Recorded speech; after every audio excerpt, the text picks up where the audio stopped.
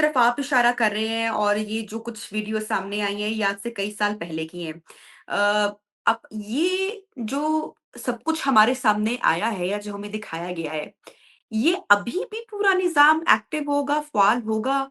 अभी भी ये सब कुछ कहीं दुनिया के किसी कोने में हो रहा होगा, डॉक्टर फ़ारूक साहब? ये बड़ी मैडम हैरानकुन एक मैडम वो डिबेट है।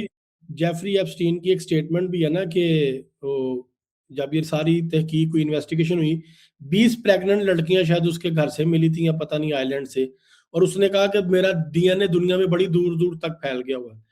असल में सोचने की बात यह है कि पूरी दुनिया में या जहां जहां भी ऐसे स्कैंडल सामने आते हैं वहां पे या ये जो के साथ जाती है, यही चीज क्यों सबसे ज्यादा हाईलाइट होती है, या यही चीज हर स्कैंडल में क्यों मिलती है? ये सोचने के लिए एक लम्हा फिक्री है ना हमारे लिए। हुँ, ठीक है, इसके साथ आपको सेकंड चीज मिलेगी, पैसा। हुँ, पहले नंबर पे इसी स्कैंडल होंगे, दूसरी चीज पैसा। अब इसकी एक वजह है, इसकी एक थ्योरी है। देखें, जब जब इंसान ने पैदा होना है, उसके साथ साथ एक शैतान जिन ने भी पैदा होना है। ट्रू। ये कुरान में लिखा हुआ है, सूरह बकरा में, इससे आप डिनाई नहीं कर सकते। अब दूसरी चीज क्या है, हम जो खाते हैं ना, इसका हम पे असर होता है। आपको इसके हवाले से वाज़िया फरमान और रवायतें मिलेंगी कि 40 दिन तक लगातार गोश्त ना खाओ, 40 हुँ, दिन तक कोई दाल ना खाओ, या 40 दिन तक कोई सब्जी ना खाओ। यहाँ तक रवायत है कि हुँ, आपके जिस्म के किसी भी बॉडी पार्ट में पेन है या तकलीफ है ना, आप बकरे के जिस्म का वही हिस्सा पका के खाएं।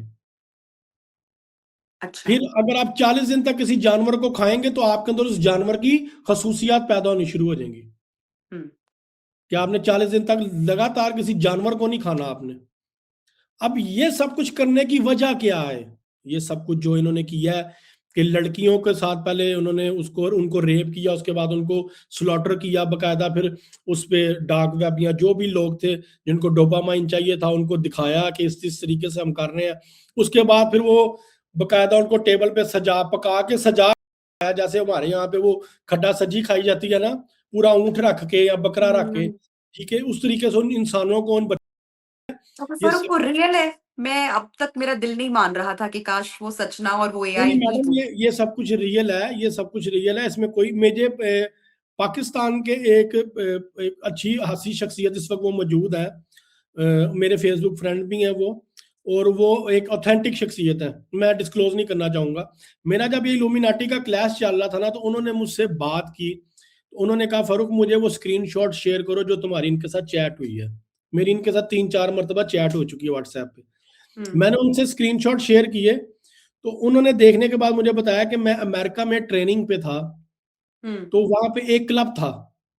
वहां अच्छा, पे पता चला कि इस क्लब में ना एक सैटनिक पार्टी होती है। अच्छा, वहां पे बैफोमेट का वो होता है स्टैचू, आपने आप इसमें आप एंटर नहीं हो सकते, हुँ, इसमें एंटर होना मुश्किल है। मैं उन्होंने फिर बताया कि उसमें एंटर होने की जो टर्म थी ना, वो ये थी कि अगर मेल है तो उसको फीमेल, या फीमेल है तो उसको मेल खानी पड़ेगी, फिर उसके बाद वो अंदर एंटर हो सकता है। कि इतने गलत और गलीज स्टेप के बाद आपने उस क्लब में एंटर होना, और बाकी चीजें फिर उसमें आपके सामने बाद में खुल के सामने आती हैं। हुँ, ठीक है, और इसके अलावा भी अगर देखा जाए, मुझे अगर हमारे लिए एक लम्हे के लिए मानने के लिए हम इस बात पे आ जाते हैं कि जी ये सब कुछ झूठ होगा, मुझे बताएं ईरान की किसी बड़ी शख्सियत का, बड़ी ऐसी सियासी शख्सियत का नाम क्यों नहीं आया इसमें? नहीं आया, अभी तक नहीं आया। क्यों नहीं आया? क्यों? क्योंकि दुनिया में वाहिद मुल्क वो है जो कि शिया है, डॉक्टर जो फ़ारूक कि आपने इमाम भी महदी इस पूरे केस को इतना डिटेल से पढ़ा है, सबसे हैरानकुन नाम आपके लिए जो रहा हो, जिसने आपको भी थोड़ा देर के लिए ज़रा सोच में मुब्तला किया हो, आपके लिए किसका नाम हैरानकुन था? मेरे लिए किसी का नाम भी हैरानकुन नहीं था। अभी तो बहुत से नाम सामने आएंगे, 35 लाख फाइल्स तो अभी तक खुली नहीं है, हुँ। अभी तो बहुत बहुत कुछ निकलेगा इसमें से। लेकिन बहुत सारे लोगों के नाम ये भी बताया जा रहा है कि कोई बहुत सारी मशहूर शख्सियात हैं जिनका नाम सामने आया है, लेकिन जिनका ज़िक्र हुआ है, लेकिन उनका ताल्लुक ना किसी मुलाकात के हवाले से है, ना किसी गलीज़ हरकत या ना किसी जुर्म के हवाले से है। बस उनका नाम ईमेल्स में आया है, जैसे कि स्टीफ़न हॉकिंग का मेरे ख़्याल से, जबकि बहुत सारी डिबेट चल रही है उनके नाम को लेकर, लेकिन कुछ फैक्ट सामने मेरे आप इस पर बेहतर बता सकते हैं। मैडम, स्टीफन हॉकिंग का नाम सामने आया। स्टीफन हॉकिंग कौन था? दहरिया। हुँ, और जब वो उसके बारे में भी एक थ्योरी है कि वो दहरिया कब हुआ था, क्या हुआ था, वो एक अलग स्टोरी है, उसके बारे में भी एक पूरा चैप्टर है। हुँ, मुझे बताएं व्लादिमीर पुतिन का नाम क्यों नहीं आया उसमें? हुँ, ठीक है, ईरान के खामेनाई का नाम क्यों नहीं आया? इमाम खुमैनी का नाम क्यों नहीं आया? या जो पुराने सऊदी बादशाह गुजरे उनमें से किसी का नाम क्यों नहीं आया? हुँ। ठीक है, अब जिसका भी नाम आया है उनके हवाले से बहुत सी चीजें भी हैं। देखे, जिसका नाम आ रहा है ना, उसके नाम के साथ उसका कोई स्कैंडल भी सामने आ रहा है। कोरोना के बारे में अगर पहले बात की जाती थी तो उसको बिल गेट्स से जोड़ा जाता था, क्योंकि वैक्सीनेशन पे उसकी इन्वेस्टमेंट होती है। मैं सॉरी वैक्सीनेशन आपको यहाँ पे कट कर रही हूँ, ये वैक्सिनेशंस का जो पूरा मामला है, ये बहुत बड़ा मुद्दा बन गया है। मैडम, मैं वही आपको मैं यहाँ पे किसी वैक्सिनेशन के अगेंस्ट नहीं, मैं बहुत सारे नहीं डॉक्टर्स नहीं, को भी सुन हम रही भी थी। उसके हाँ, अगेंस्ट नहीं है, लेकिन अब मैं आपको मिसाल दे रहा हूँ ना। देखें, अगर किसी शख्सियत का, किसी पॉलिटिकल लीडर का, किसी बड़ी सेलिब्रिटी का नाम सामने आ रहा है, तो उसके हवाले से जो स्कैंडल खुल रहा है वो इस बात की दलील है कि हाँ, ये बंदा इसमें इन्वॉल्व होगा।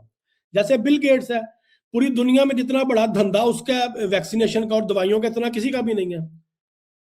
और उसकी फिर पार्टी खुल के सामने, फिर वो अपनी सफाइयां देने बैठ गया। आपको पता और है, ये जो फ्रांस के सदर है इस वक्त, फ्रांस हुँ, के सदर के बारे में क्या स्टोरी निकल रही है? उसकी जो बीवी है वो असल में उसका बाप है, जिसने खुद को सर्जरी करवा के चेंज किया हुआ है। ये थ्योरी इंटरनेट पे मौजूद है, इस पे देखिएगा। वेरी असल में ट्रू। इन्होंने किसी ना किसी तरीके से LGBT, हुँ, जिन्स परस्ती और पैसे को, इन चीजों को प्रमोट करना है, हुँ, ताकि ईमान कंट्रोल किया जा सके, किसी का भी, किसी को हुँ, कुछ भी करने पे मजबूर किया जा सके। हुँ, ठीक है। मेरे से कुछ दिन पहले सवाल हुआ जी कि AI क्यों खतरनाक है, आप क्यों कहते हैं जी AI जिन है, तो आपने इतना बड़ा कह दिया, लेबल लगा दिया कि AI जिन है। और मैंने उनको बड़ी खूबसूरत मिसाल दी। देखें, इस दुनिया में जब रूए जमीन पे जादू आया था ना, ये भी इनसे कनेक्टेड है। जादू भी जो है ना, वो भी इन लोगों से कनेक्टेड है। ये लोग सैटनिक रिचुअल करते हैं, उस पर भी हम आएंगे कि वो कैसे करते हैं, क्या क्या करना होता है उसके लिए। पहले दो, जब जादू इस रूए जमीन में आया था मियाँ बीवी में जुदाई के लिए। हुँ, ठीक है, कि कोई खूबसूरत औरत है, वो आपको पसंद आ गई, आप उससे शादी करना चाहते हैं, आप चाहते हैं मेरी हो जाए, तो उसके उसके ऊपर जादू करवाया जाता था, मियाँ बीवी की तलाक होती थी, उसके बाद खुद शादी कर लेते थे। हुँ, अब आ गई है AI।